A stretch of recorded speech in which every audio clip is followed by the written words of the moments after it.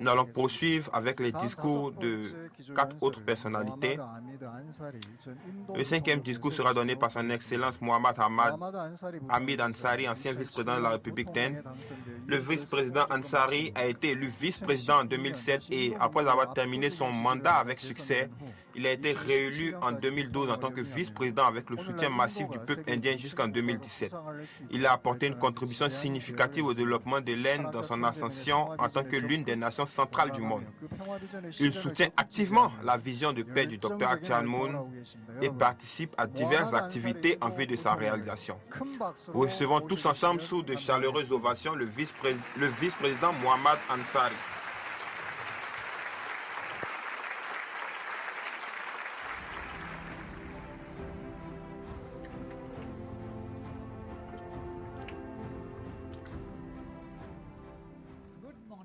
Bonjour, je suis heureux d'apprendre que le 5e Rassemblement d'Espoir aura lieu ce 28 février.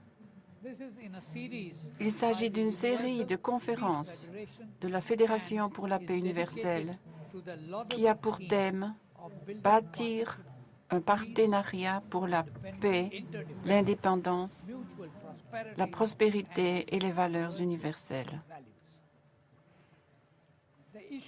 Les questions abordées dans ce rassemblement sont en effet cruciales pour les défis de notre époque et doivent être considérées comme la plus haute priorité dans un sens très réel.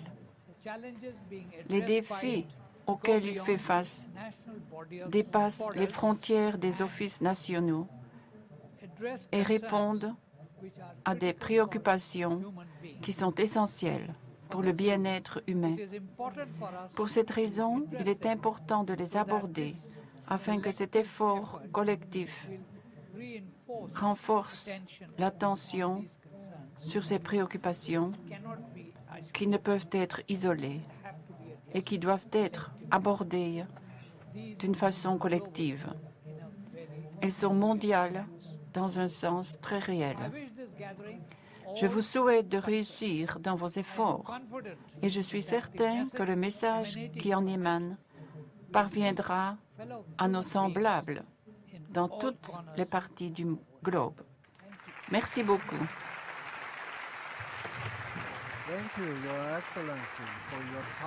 Merci, Votre Excellence, pour votre travail inlassable en faveur de la paix et de l'unité en Inde et dans le monde. Merci, Monsieur le Vice-président.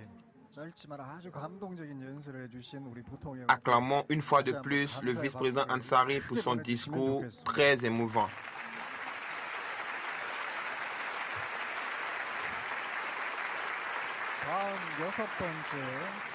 À présent, le 6e discours. Il sera donné par l'honorable Mark Phillips, Premier ministre de Guyana.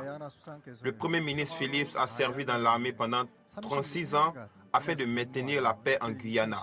Il a notamment été chef d'état-major des armées du Guyana de 2013 à 2016 et a apporté de nombreuses contributions dans le domaine de la stratégie et des opérations militaires. Il a reçu la Military Service Star. Il est le Premier ministre du Guyana depuis août 2020 et mène de nombreuses activités pour le développement pacifique de son pays. Il adhère fermement à la vision de paix du Dr Akhtar Moon et de ce rassemblement d'espoir et il est très honoré d'y prendre la parole. Mesdames et messieurs, recevons sous de fortes ovations le Premier ministre Mark Phillips.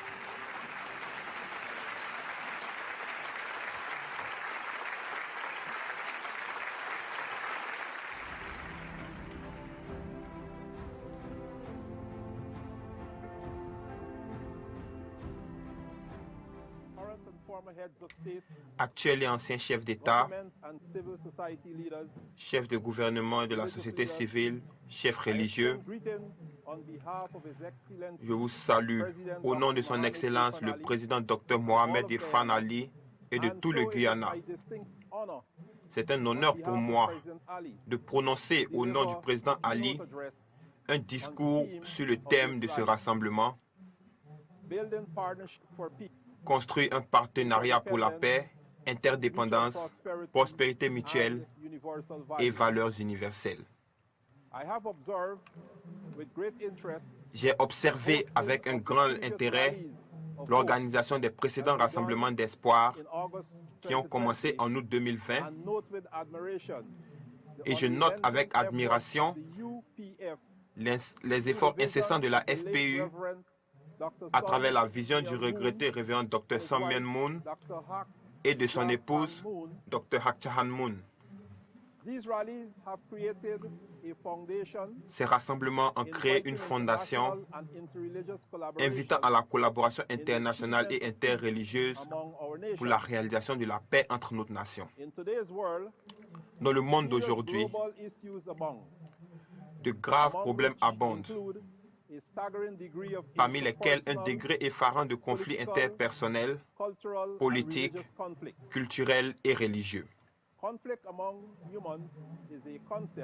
Le conflit entre les humains est un concept aussi vieux que le temps. Et la paix, par conséquent, nous a échappé sur cette terre depuis des siècles. Mais chaque nouveau jour, nous avons la chance de repartir à zéro et de réparer les erreurs du passé tout en traçant une nouvelle voie pour l'avenir. Une voie pour résoudre les conflits et s'unir en tant qu'une entité mondiale. Cela nous amène donc à nous pencher sur le thème de ce rassemblement, construire des partenariats pour la paix, interdépendance, prospérité mutuelle et valeurs universelles. L'interdépendance, par définition, considère la dépendance mutuelle de l'un sur l'autre au sein d'une relation. Au Guyana, nous avons un dicton « Une main lave l'autre et toutes les deux en ressortent propres ». Je considère cela comme un exemple approprié de la manière dont l'interdépendance joue un rôle clé dans le cadre plus large de la paix. Et la direction dont nous parlons est celle de la prospérité mutuelle, le deuxième élément. La prospérité, le concept de prospérité, est l'objectif vers lequel doivent tendre tous les efforts de paix. Les partenariats fondés sur l'interdépendance et la prospérité mutuelle doivent en outre reposer sur des valeurs universelles fortes, un terrain d'entente. En Guyana, comme dans tout pays, nous avons subi notre lot de conflits. Des divisions raciales et politiques sont apparues au sein de notre peuple pendant des décennies. Notre pays n'est pas parfait, mais notre résilience en tant que peuple et notre détermination à réaliser l'harmonie entre nos citoyens restent inébranlables. Notre gouvernement continue à travailler avec toutes les parties prenantes pour mettre en œuvre des politiques et des initiatives qui visent à travailler avec notre peuple pour devenir des exemples vivants du principe « un peuple, une nation, un destin » tel qu'il est inscrit dans notre devise. Mais la différence entre le coût de la paix et le coût de la guerre est flagrante. Au cours de la dernière décennie, la croissance du PIB des pays qui se sont améliorés en temps de paix a été 7 fois plus élevée que celle des pays qui se sont détériorés en temps de paix.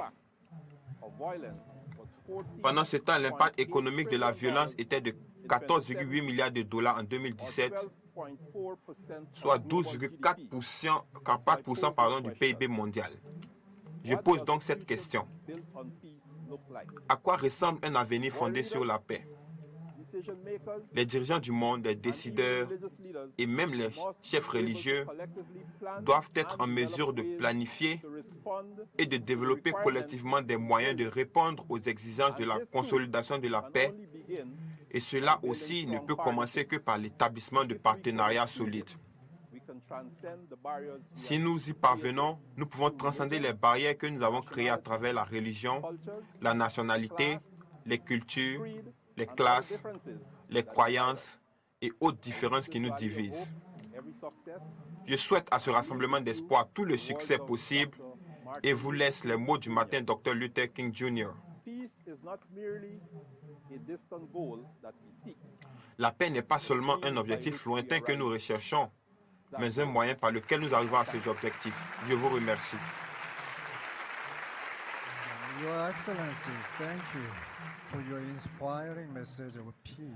Excellence, merci pour votre message inspirant d'espoir et de paix. Et nous avons vu que le Premier ministre a bien expliqué les thèmes d'interdépendance, de prospérité mutuelle et de valeurs universelles qui pourront nous conduire à un monde de paix. Il a terminé son discours avec cette citation célèbre du Dr Martin Luther King Jr. La paix n'est pas seulement un objectif lointain que nous recherchons, mais un moment par lequel nous arrivons à ces objectifs. Et je crois que cette citation prend tout son sens à ce rassemblement d'espoir. Mesdames et messieurs, une fois de plus, veuillez remercier le Premier ministre Mark Phillips avec de chaleureux applaudissements.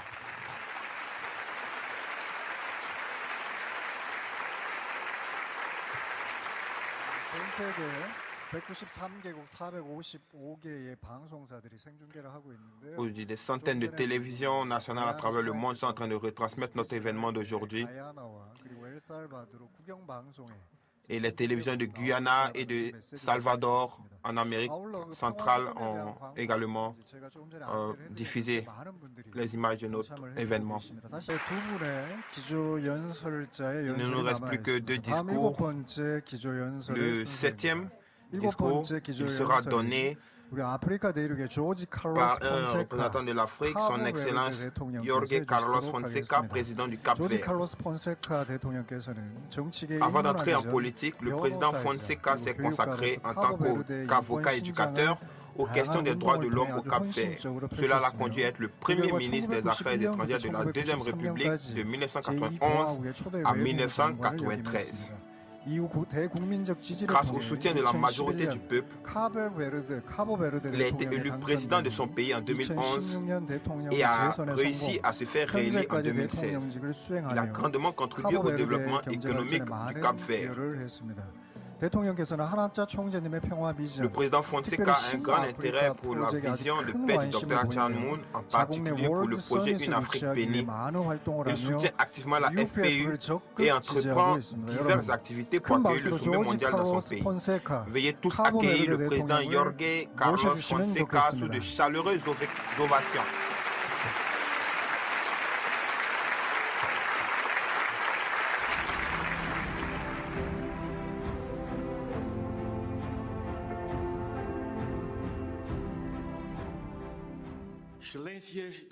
Excellences, mesdames et messieurs, c'est un grand plaisir que j'ai accepté l'aimable invitation à participer à cette initiative promue par la Fédération pour la paix universelle dans le cadre du 5e rassemblement d'espoir. Je profite de l'occasion pour saluer de manière fraternelle et chaleureuse tous les participants à cet événement et en particulier les illustres promoteurs organisateurs pour avoir mis en lumière un thème d'une importance capitale pour la vie de nos sociétés en cette période de crise sanitaire causée par la pandémie de la COVID-19 qui nous touche tous. En 2014, j'ai été confronté à la question de savoir ce que la paix signifie pour moi. Après une très brève réflexion, j'ai répondu: plus que la simple absence de guerre, la paix en tant que valeur et en tant que capital est une bénédiction que l'on obtient par la voie de la tolérance, de la solidarité et du respect de la différence. Chers amis, la situation géographique privilégiée dont jouit l'archipel du Cap-Vert a fait de lui, depuis l'époque des premières navigations maritimes transatlantiques au XVe siècle, un point de convergence culturelle et stratégique par excellence. L'État du Cap-Vert a toujours défendu par choix et par impératif constitutionnel dans ses relations extérieures les principes de paix, de règlement négocié de différends et de développement. Illustres invités, La pandémie de la COVID-19 a eu des répercussions non seulement biomédicales et épidémiologiques à l'échelle mondiale, mais aussi des impacts sociaux, économiques, politiques, culturels et historiques sans précédent dans l'histoire récente des épidémies. Cette crise est mondiale et elle a des facettes multiples. Elle est sanitaire,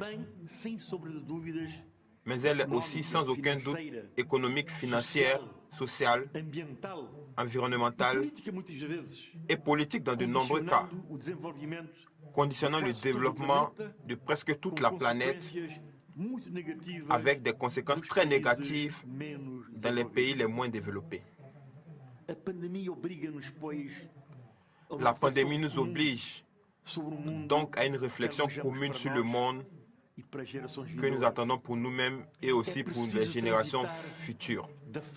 Il est nécessaire de passer de la phase conceptuelle d'un choix politique pour la paix à une étape différente,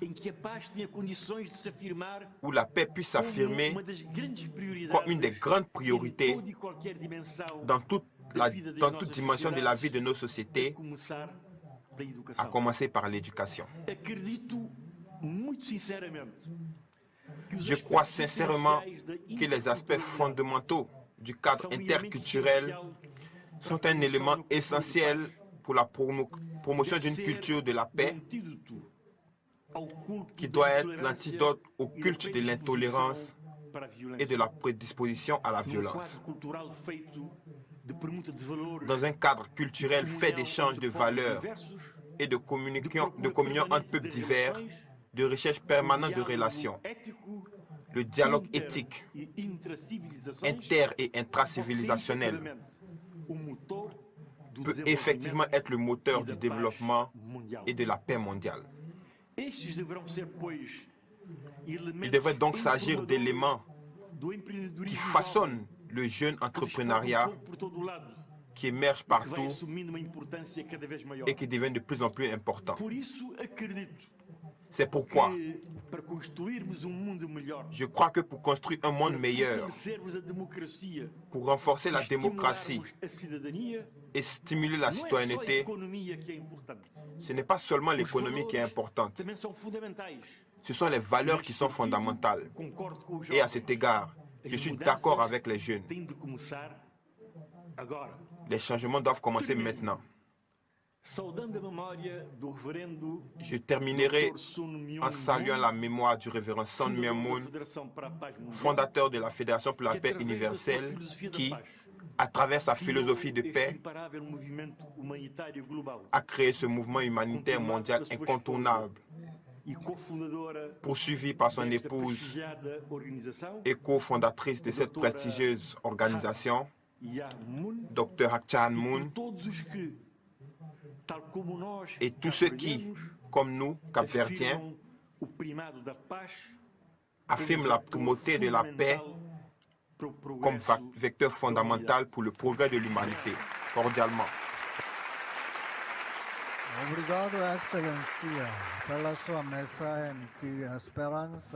Merci, Excellence, pour ce message de paix et d'espoir. Merci encore, Monsieur le Président. Remercions avec un tonnerre d'applaudissements le président Jorge Carlos Fonseca.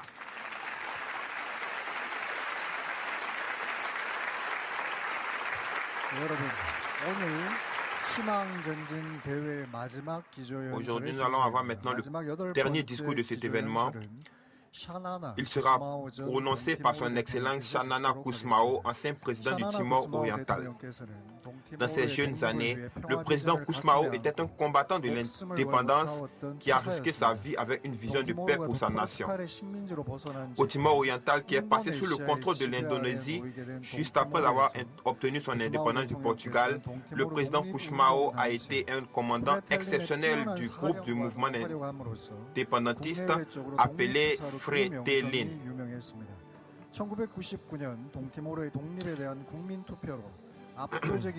En 1999, un référendum sur l'indépendance du Timor oriental soutenu par la majorité de son peuple a conduit à de nouvelles violences. Après un retour à l'ordre, le 14 avril 2002, Xanana Gusmão a été élu le premier président du Timor oriental en tant que nation complètement indépendante. Son investiture a eu lieu en présence de Kofi Annan, alors secrétaire général des Nations Unies, et de Bill Clinton, président des États-Unis. Chers participants, je vous demande d'accueillir le dernier dirigeant qui va donner son discours, le président Xanana Gusmão, avec de chaleureux applaudissements.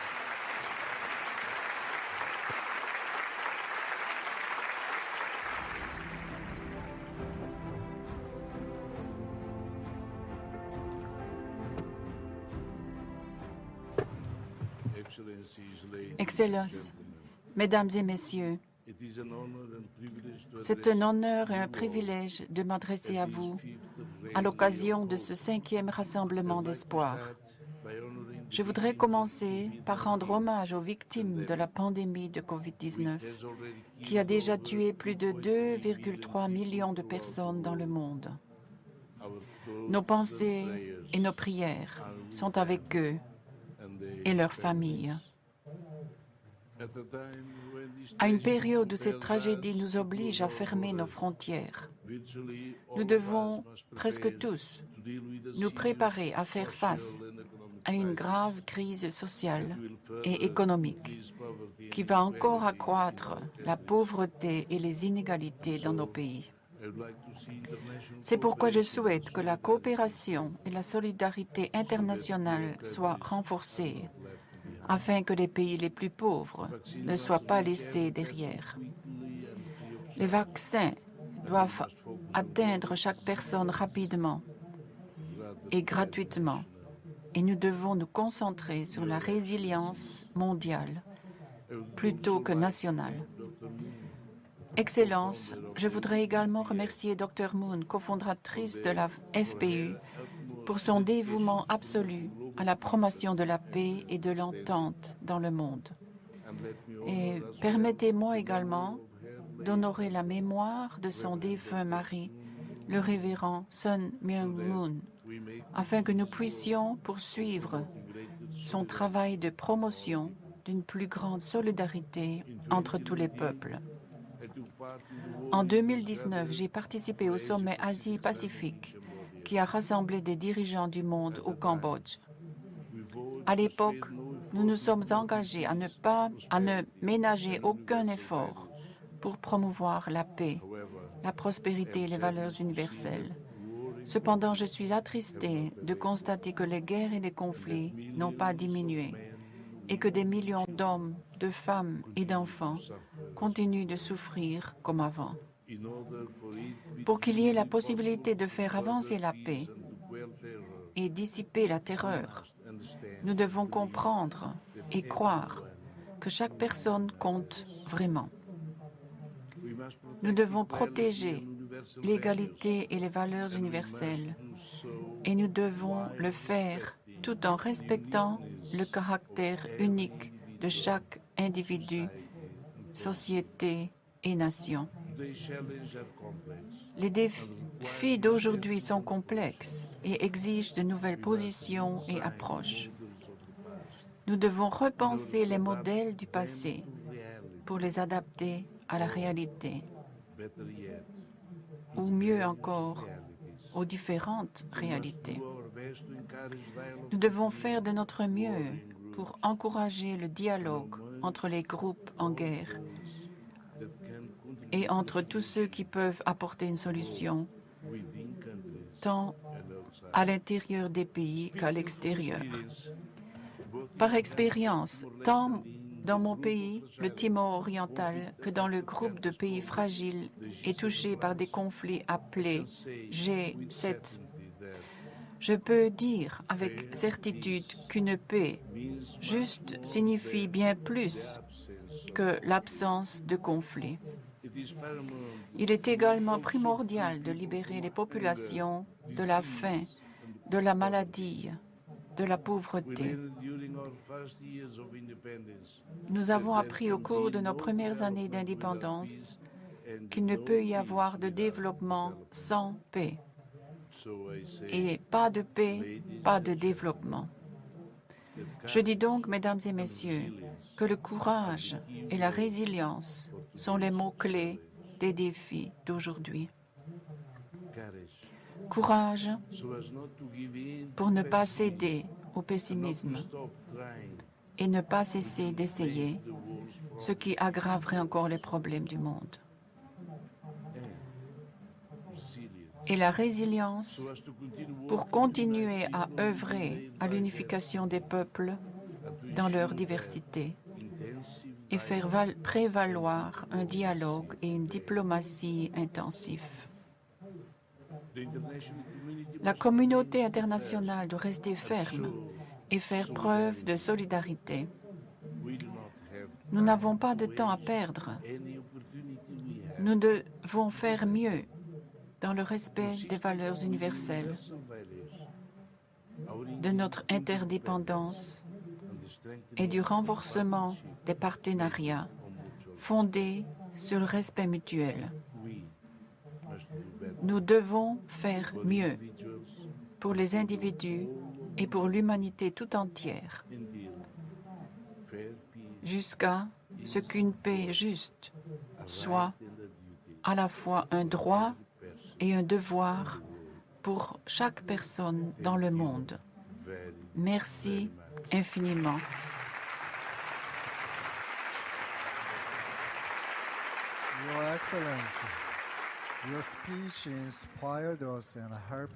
Excellence, votre discours nous a inspirés et nous a aidés à avoir une vision de la paix basée sur nos valeurs communes. Merci, Monsieur le Président.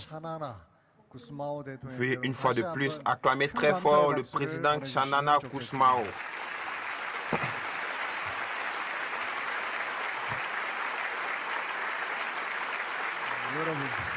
Mesdames et messieurs,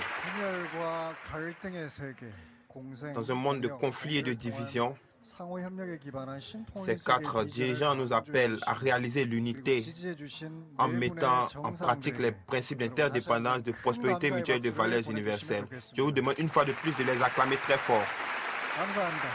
Merci beaucoup.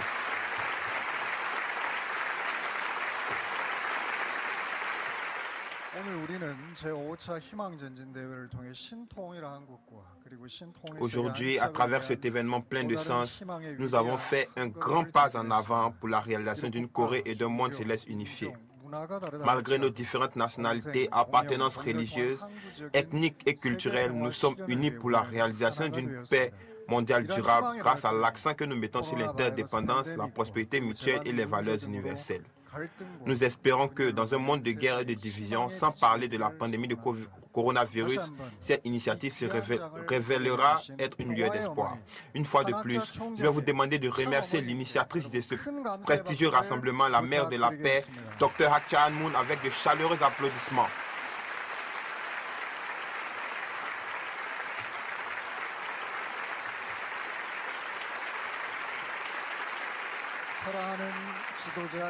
Bien-aimés dirigeants du monde, j'espère que notre appel à l'unité internationale résonnera encore plus fort dans le monde entier lors du prochain rassemblement d'espoir. Nous attendons beaucoup de votre part.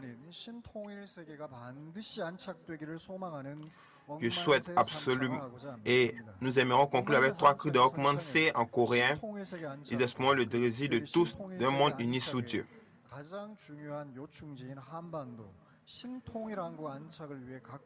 Et nous savons que pour la réaliser un monde céleste unifié, nous devons absolument réaliser une Corée céleste unifiée.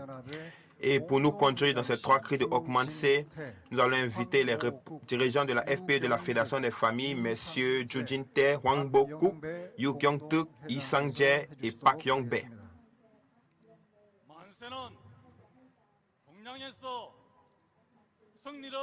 Manse est un cri oriental qui souhaite longue vie et victoire. Dans la sainte communauté du Parent Céleste, 3 cris de Manse expriment notre souhait commun de paix et de victoire. Nos espoirs se reflètent dans ces 3 cris de Manse. Nous allons surmonter la crise mondiale actuelle et ouvrir grand les portes de l'espoir grâce à l'esprit d'interdépendance, de prospérité mutuelle et de valeurs universelles.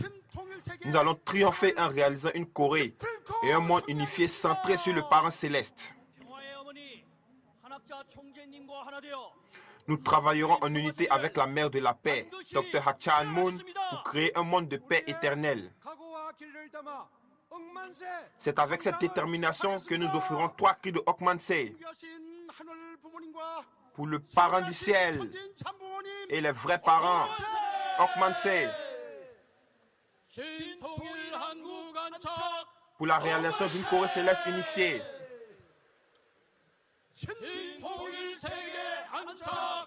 Pour la réalisation d'un monde céleste unifié.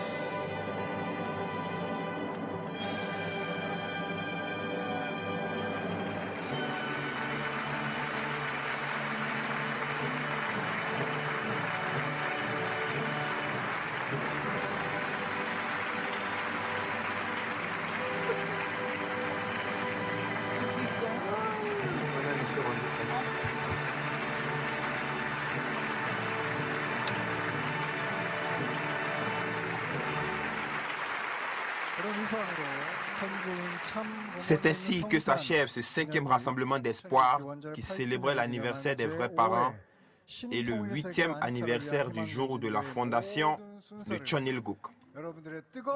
Et je vais vous demander d'acclamer très fort pour conclure cet événement. Merci beaucoup.